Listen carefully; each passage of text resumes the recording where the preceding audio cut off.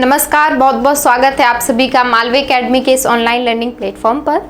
तो बच्चों, ये 13 और 14 तारीख में आपका जो एग्ज़ाम हुआ है हिंदी लैंग्वेज का, उसमें जिन टॉपिक से प्रश्न आपके बने हैं, जिन टॉपिक को इंक्लूड किया गया है, ज़्यादा प्रश्न जहां से आ रहे हैं, सारी चीज़ें वही हैं जो हमने पहले क्लासेस में डिस्कस की हैं। आपको जो मैंने पढ़ाया है सारे टॉपिक्स वहीं से बन रहे हैं।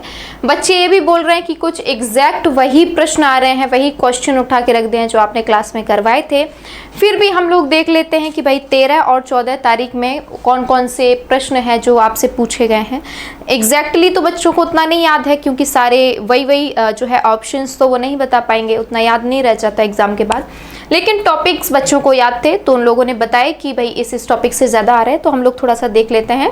आपके जो जितने लोगों के भी एग्ज़ाम बचे हुए हैं, जाएंगे आप लोग एग्ज़ाम देने, तो किन टॉपिक पे आपको ज़्यादा फोकस करना है, उनको रिवीजन अच्छे से करके जाना है।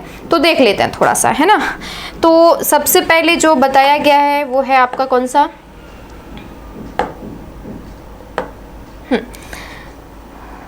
तो आपका समास टॉपिक। समास से आपके हर पेपर में 2 से 3 क्वेश्चन पूछे जा रहे हैं, तो समास को आपको बहुत अच्छे से पढ़ के जाना है, ठीक है। जैसे गगनचुंबी वगैरह ये सब, है ना। रस से आपके 2 से 3 क्वेश्चन आपके यहाँ से आए हैं रस से। जैसे एक एग्जाम्पल आपका आया है, वीर तुम बढ़े चलो, धीर तुम बढ़े चलो, सामने पहाड़ हो कि शेर की दहाड़ हो, है ना। तो ये एग्जैक्ट यही एग्जाम्पल मैंने आपको बताया था कि किसका हो जाएगा आपका, तो वीर रस का हो जाएगा, वीर तुम बढ़े चलो, ठीक है। उत्साह आपका क्या हो जाएगा, इसका स्थायी भाव हो जाएगा।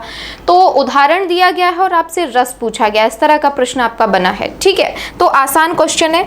और इसके बाद आपके समानार्थी, देखिए एक फॉर्मेट आपका आया है कि इसमें से समानार्थी से लिखा है कि धरती एक शब्द दे दिया है, कोई ऐसा और भी शब्द आपको दे सकता है, और कहेगा कि इसका जो समानार्थी शब्द नहीं है वो आपको चूज करना है। यानी समानार्थी क्या होता है, उसका पर्यायवाची सब समानार्थी यानी समान अर्थ वाला शब्द, यानी पर्यायवाची की बात हो रही है, ठीक है। तो 3 उसके पर्यायवाची दे दिए गए होंगे। मान लीजिए अगर धरती का पूछा गया है तो धरा, वसुंधरा, भू, इस तरह के 3 उसके होंगे।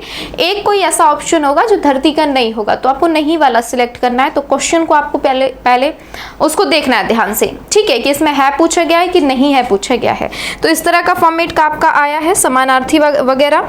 हाँ, एक आपका देखिए मिलान वाला आया है। भाई मिलान में आपको क्या मिलान करना था, तो आपको मिलान करनी थी रचनाएं, और रचनाएं बहुत ईजी थी। आप लोग जो परेशान कर रहते हैं कि मैम कितना पढ़ें, कहाँ से रचनाएं पढ़ें, मतलब कहीं से भी पूछ देता है। तो अभी तक मैंने जो देखा है तो बहुत आसान से क्वेश्चन है। जैसे सुमित्रानंदन पंत की रचना हो गई, किसकी रचना हो गई, इससे पंत की रचना हो गई, है ना। महादेवी की रचना हो गई, ये पूछा गया है। महादेवी वर्मा की रचना हो गई। तो ये छायावादी कवि आप देख रहे हैं, निराला की ऐसे पूछ लेगा, तुलसीदास जी की पूछ लेगा, प्रेमचंद की पूछ लेगा। जो कवि या लेखक जिनकी बहुत अच्छी अच्छी रचनाएं फेमस हैं या जो आसान हैं कह सकते हैं, उनको पूछा गया है। तो आपको घबराने की बिल्कुल जरूरत नहीं है, आप एक बार इनको पढ़ लीजिएगा। मैंने आपको कुछ नाम जरूर बताए थे कि आपको पंत की रचनाएं सारी पढ़ जाना है एक बार, है ना। महादेवी वर्मा जी की रचनाएं आपको पढ़ जाना है। जो बच्चे भी पेपर देने जाएंगे वो थोड़ा सा ध्यान रखेंगे। निराला जी की रचनाएं आप बिल्कुल पढ़ जाइए, ठीक है, निराला की। फिर बच्चे आपके प्रसाद की रचनाएं पढ़ जाइए, है ना। और आपके कौन से हैं, प्रेमचंद की रचनाएं पढ़ जाइए, ठीक है। तुलसीदास जी की आपको रचना पढ़नी है, किसकी पढ़नी है, बाबा तुलसीदास जी की, ठीक है, तुलसीदास जी की। सूरदास की रचना आप पढ़ सकते हैं, सूरदास की। मीराबाई की, तो भक्ति काल से आप इतनी रचनाएं पढ़ लेंगे, इतने लोगों की रचनाएं पढ़ लेंगे तो भी आपका काम हो जाएगा, ठीक है। और यहाँ आपको ये सब पढ़ लेना है, प्रेमचंद की भी आपको रचनाएं पढ़ लेना है। इतने लोगों की आपको जरूर याद रखना है, ठीक है। ये आपके पूरे हिंदी साहित्य के प्रमुख कवि हैं, कवयित्री हैं, तो इनको आप जरूर याद रखेंगे। यहाँ से कोई ना कोई प्रश्न आपका बन जाता है। और भाई छंद से एक प्रश्न पूछा गया, तो छंद मैंने आपको सारा पढ़ा दिया, उसको थोड़ा सा आप रिवीजन कर लेंगे, ठीक है। रस से क्वेश्चन, संधि विच्छेद से सवाल पूछे गए हैं। कहाँ से पूछे गए भाई, संधि विच्छेद करने से, इसका सही संधि विच्छेद क्या होगा, इस तरह का, ठीक है। तो संधि से आपका प्रश्न बना है, आपको याद रखना है, ठीक है।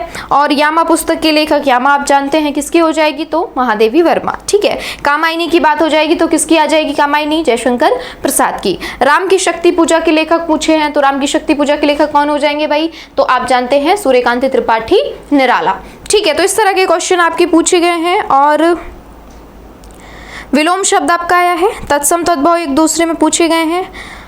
अलंकार, अलंकार के भेद पूछे गए हैं, शब्द अलंकार का भेद नहीं है। क्वेश्चन किस तरह से आया है कि निम्न में से शब्द अलंकार का भेद नहीं है। आपको क्या करना है, कायदे से पढ़ लेना है कि शब्द अलंकार के अंतर्गत कौन कौन से अलंकार आते हैं। आप देखिए बच्चे कहाँ गलती करते हैं कि क्लैरिटी नहीं रहती है कि ये वाला जो अलंकार, जैसे मैंने कहा कि जो उपमा अलंकार है, तो अब आपको ये तो पता है कि ये उपमा अलंकार है, इसके अंतर्गत हमको ये चीजें पढ़ते हैं, तुलना करते हैं, उपमा अलंकार होता है, सासी सम आता है, लेकिन ये भूल जाते हैं कभी कभी कि शब्द अलंकार में आता है कि अर्थ अलंकार में आता है ना।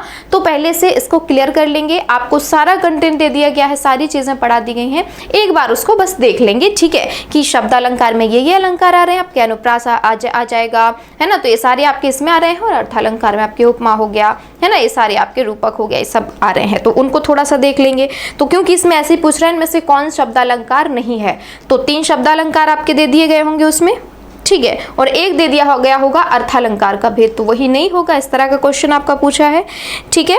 पर्यायवाची देखिए पूछा है कि जो घोड़े का पर्यायवाची नहीं है वो आपको सिलेक्ट करना है। अब घोड़े के आप पर्यायवाची पूरे जानते हैं, है हो गया, बाजी हो गया, तुरंग हो गया, घोटक हो गया, ये सब आप जानते हैं, तो एक कोई किसी और का पर्यायवाची दे दिया होगा जो घोड़े का नहीं होगा, वो आपको सिलेक्ट कर देना। बहुत ईजी लेवल है क्वेश्चन का, पेपर का, ठीक है। आपको बस शांति से एग्जाम देना है, घबराना बिल्कुल भी नहीं है, ठीक है। तो इतने आपके हो गए, ये रस छंद से आए हैं। अव्यय से एक आध क्वेश्चन आपका बना है, गद्यांश पद्यांश आता है तो उसको बहुत सावधानी से आपको करना है, क्योंकि उसमें आप पूरे में से पूरे मार्क्स ला सकते हैं, ठीक है। अगर आप उसको थोड़ा सा सावधानी से करेंगे तो ऐसा नहीं होगा कि आपका गलत हो जाएगा, सारे क्वेश्चन आपके उसमें आप सारे में से सारा नंबर जो है ला सकते, तो उसको थोड़ा कायदे से आपको देख लेना है, यानी सावधानी से उसको करना है। उसको पहले पढ़ना है, देन आपको क्वेश्चन पे जाना है। क्वेश्चन में आपको जो उसका कीवर्ड होगा, जो शब्द, जिस शब्द से रिलेटेड आपका जो है क्वेश्चन पूछ रहा है, उस शब्द को आपको पकड़ना है, देन आपको जाना है जो है गद्यांश पे, फिर से उस शब्द को ढूंढते हुए, और उसका क्या एग्जैक्ट आंसर है वो आपको देख के ऑप्शन में लगा देना है, ठीक है। पत्र लेखन से 1-2 क्वेश्चन आए हैं, बस ये आपके जो है टॉपिक है। अनेक शब्दों के लिए एक शब्द से एक आध प्रश्न आ गए हैं, तो ये आपके प्रमुख, भाई यहाँ पे हम विलोम लिख देते हैं क्योंकि यहाँ से प्रश्न आया है, ठीक है। समानार्थी है जिसको हम पर्यायवाची कह रहे हैं, यहाँ से भी आपका प्रश्न आया है, ठीक है। अनेक शब्दों के लिए एक शब्द से भी एक आध प्रश्न आया है, अनेक शब्दों के लिए, ठीक है।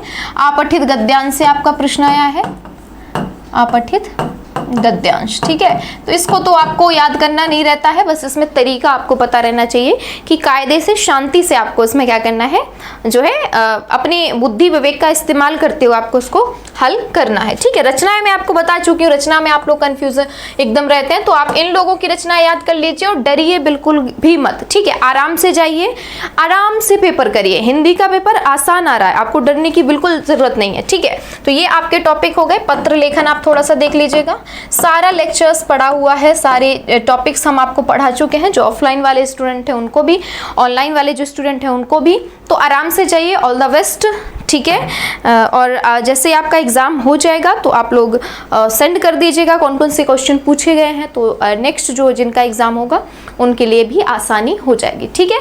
तो चलिए मिलते हैं आपसे अगली इन्फॉर्मेशन के साथ, तब तक के लिए बने रहिए मालवी एकेडमी के साथ।